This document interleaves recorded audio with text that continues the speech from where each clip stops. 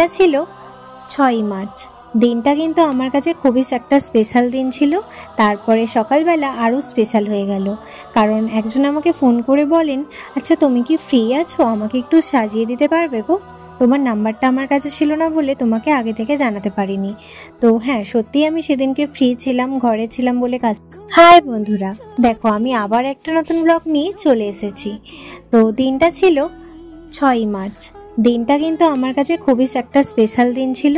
তারপরে সকালবেলা আরও স্পেশাল হয়ে গেল, কারণ একজন আমাকে ফোন করে বলেন, আচ্ছা তুমি কি ফ্রি আছো, আমাকে একটু সাজিয়ে দিতে পারবে গো?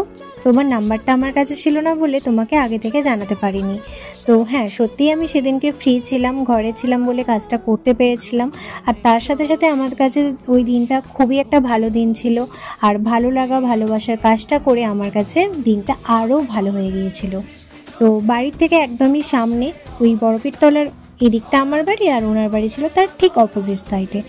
তো মাত্র 5-6 মিনিটের ডিস্টেন্স ছিল।